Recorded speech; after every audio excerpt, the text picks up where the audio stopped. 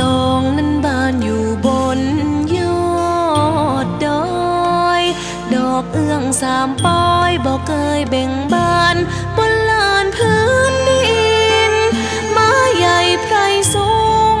นกยุงมาอยู่กิน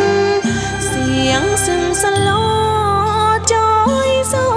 เสียงพินคู่กับแดนดินของเวียง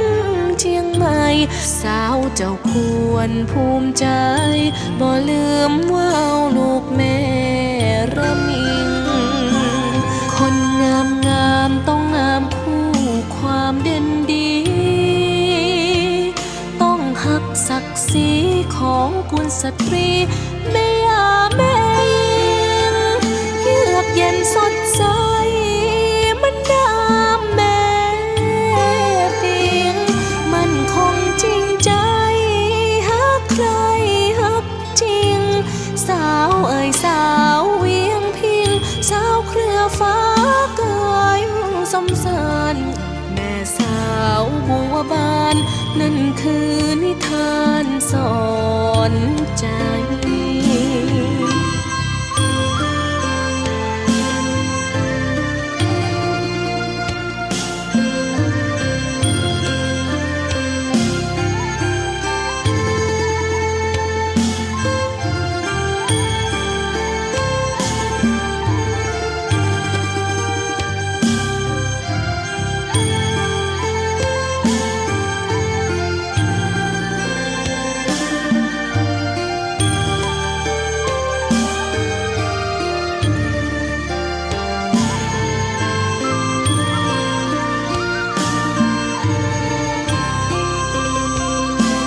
คนงามงามต้องงามคู่ความเด่นดี